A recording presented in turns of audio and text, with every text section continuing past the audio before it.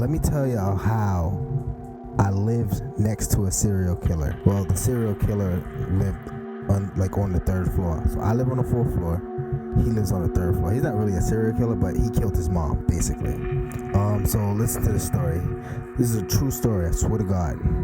I was coming from football practice. It was I don't even know what age I was. So I got off the train. I walked down the block to get to my building. And this happened in Brooklyn, New York. You probably can look it up if you wanted to. I'm sure it's on the news somewhere. So as I get to the front of my building, I see this tall guy. I know who he is. I know who he is, but I never said nothing to him. Never said any words to him. Never spoke to him before. Nothing. His grandmother is an older lady. She's about in her 60s, 62. But she's an older lady, an elderly. So as I enter before I enter my building, there's a little pathway to get to the door. He's just standing there with a black garbage bag. And the garbage bag, you can see that it doesn't look like a normal garbage bag. It's like the big black garbage bags, but it's it doesn't look like trash is in it. It just looks almost like a body figure, but folded up basically.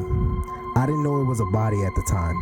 So I walk past him, buzz the bell, and then the door opens. I then enter the building, and then as I look down, I see red drops. At the time, I did not know it was blood.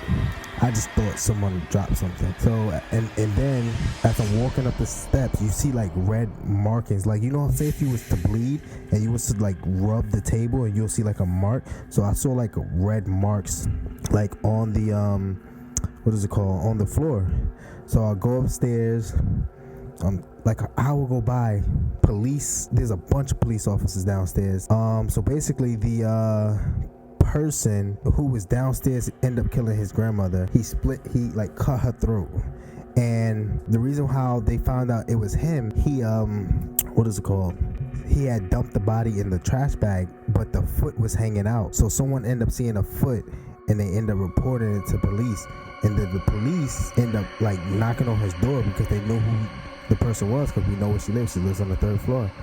He was inside the apartment watching TV like a normal person, nothing never happened. And they end up arresting him. And the crazy thing is, I remember another story that happened with my sister and my cousin who used to live we grew up together.